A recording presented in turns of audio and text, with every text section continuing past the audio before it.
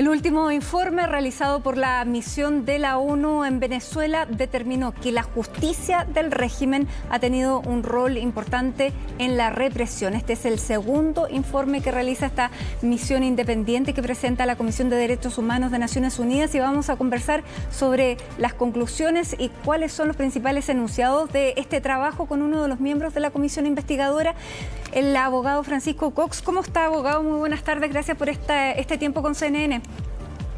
Muchas gracias, buenas tardes. Bien, ¿y usted?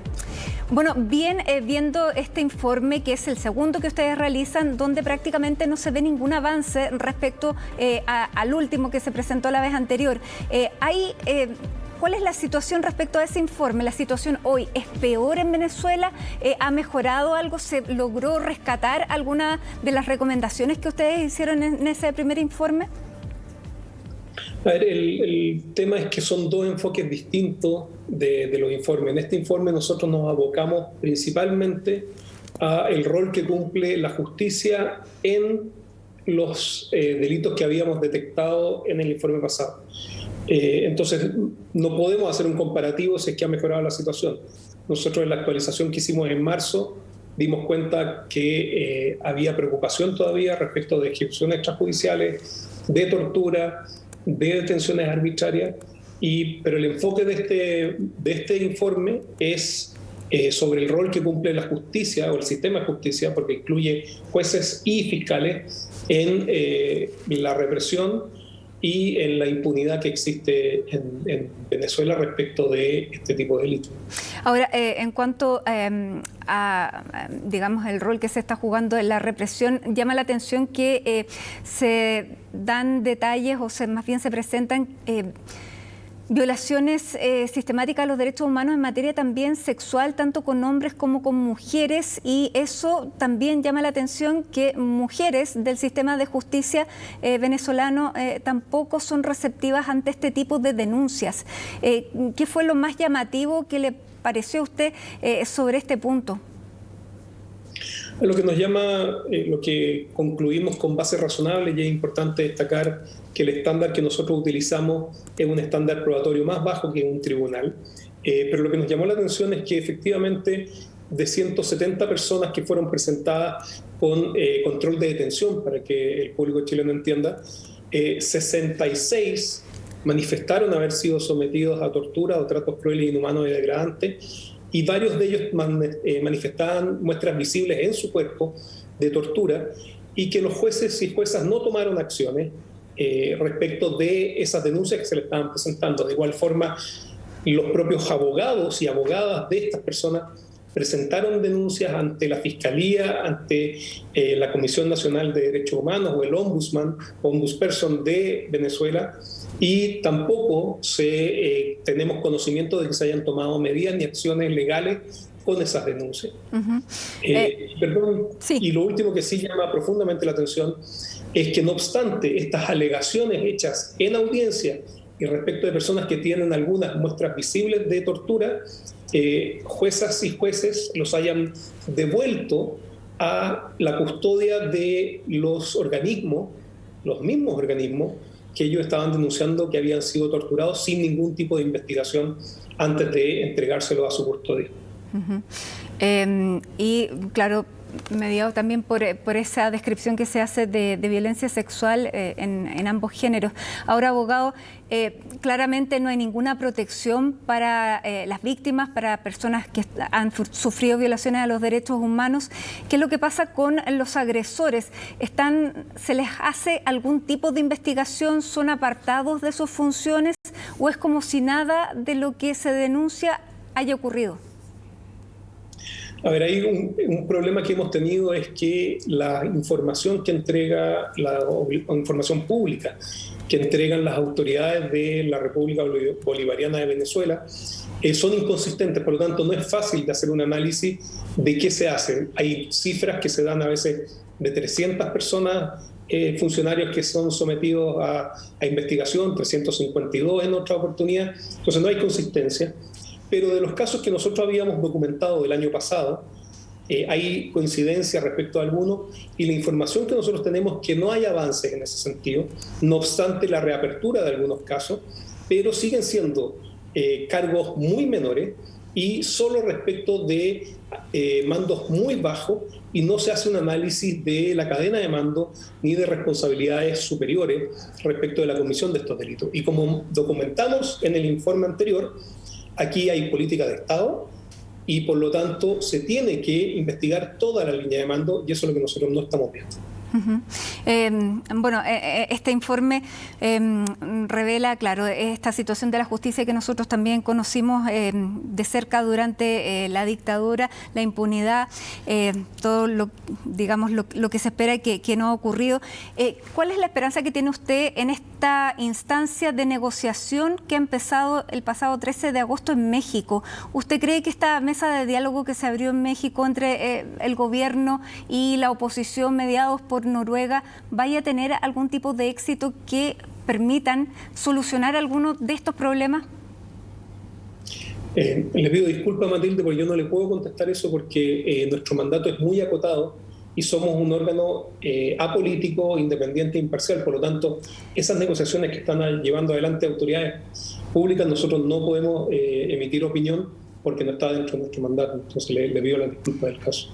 No se preocupe, abogado. Vamos a una recomendación que hace la comisionada de Naciones Unidas, Michelle Bachelet, que es que se termine con el embargo a Venezuela. ¿Usted hay alguna evaluación que me pueda hacer respecto a eso o tampoco? ¿Cuán importante sería terminar el embargo para que no se siga dependiendo de este régimen que además la violación a los derechos humanos también parte de ella es no contar con los elementos básicos para subsistir?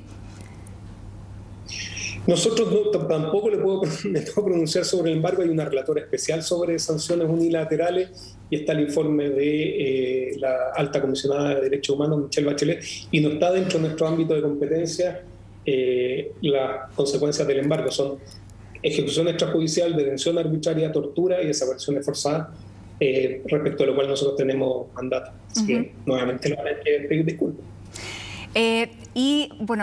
¿Pudieron contar con algún tipo de colaboración en terreno de parte del gobierno de Venezuela? La vez anterior no pudieron conversar con funcionarios de gobierno. ¿Qué pasó esta vez? No, esta vez fue la misma actitud. El gobierno del presidente Maduro no nos dio acceso al país. Y no solo eso, sino que nosotros nombramos con nombre y apellido al presidente del Tribunal Supremo de Justicia respecto de alegaciones que hay en su contra de ejercicio de presiones indebidas, de transmisión de mensajes políticos en ciertas decisiones judiciales. Le enviamos una carta para que nos diera su versión y pudiera hacerse cargo de eso. Tampoco nos contestó. Nosotros enviamos 17 cartas solicitando información, solicitando documentación, y ninguna de ellas fueron respondidas por el Estado de Venezuela. Ahora, ¿cuál es la instancia que tienen estas víctimas para apelar a la justicia internacional? Porque claramente cuando no funciona la justicia en un país, se tiene el derecho a acudir a otra instancia. ¿Qué es lo que pueden hacer? Bueno, usted sabe que hay un examen preliminar, todavía no se abre el caso formalmente, de Venezuela, o sea, contra Venezuela, donde se analizará las responsabilidades individuales de las personas que hayan cometido crímenes de lesa humanidad. La Fiscalía ya determinó que había por lo menos jurisdicción material, es decir, que sí hay delitos que se han cometido y que tienen que analizar el tema de la complementariedad. Esa es una instancia donde las víctimas, quizás si es que la Fiscalía, el nuevo fiscal de la Corte Penal Internacional decide abrir un caso y es autorizado por la sala de antejuicio, donde podrían acceder a justicia. Otra instancia que existe en distintos países es la jurisdicción universal, cuando se está en presencia de delitos de lesa humanidad o crímenes de guerra.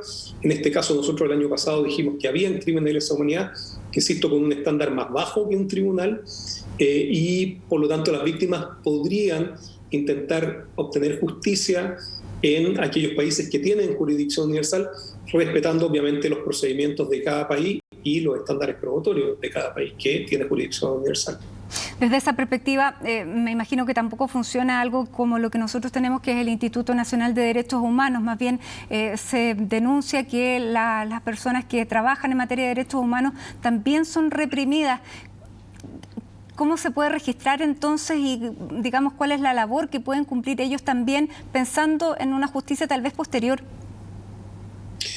Efectivamente, yo creo que la documentación que hacen las organizaciones de derechos humanos, toda la documentación que se está haciendo, eventualmente son elementos que pueden ser utilizados tanto por la comunidad internacional como eventualmente por los tribunales nacionales de cada país. Efectivamente, como le mencionaba, justamente abogados y abogadas defensoras han presentado denuncias frente al Ombudsperson de Venezuela y no se conoce de acciones que sigan de dichas denuncias. Por lo tanto, la labor que tienen que seguir haciendo es seguir documentando y seguir golpeando las puertas que sea necesario. Bueno, bien frustrante todo. ¿Este informe, abogado, contiene recomendaciones?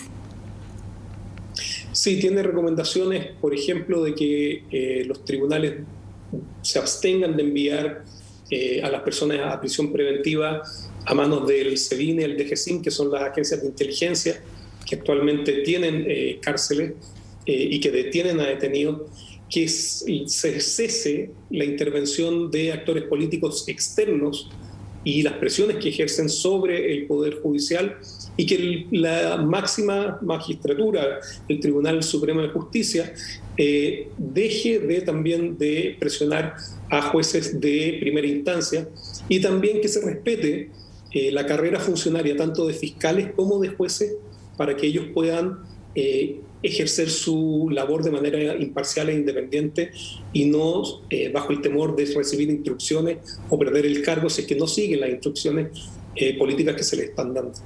Y finalmente, abogado, ¿cuál es el curso que sigue este informe? Este informe llega a la alta comisionada de Derechos Humanos de Naciones Unidas, que es Michelle Bachelet, y con eso se comienza a trabajar en la Asamblea General. Hay órganos especializados. ¿Cómo se sigue con eso, con ese insumo?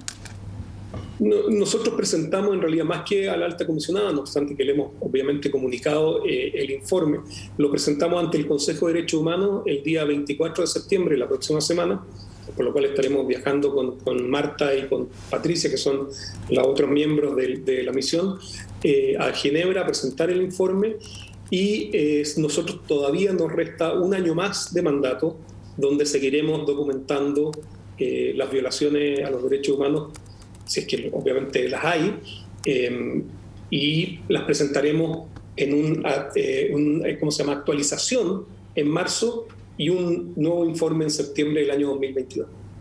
Muy bien, veremos entonces si hay algún avance. Abogado Francisco Cox, muchísimas gracias por conversar con CNN Chile y darnos cuenta de este informe lamentable nuevamente en materia de derechos humanos en Venezuela. Que esté bien, muy buenas tardes.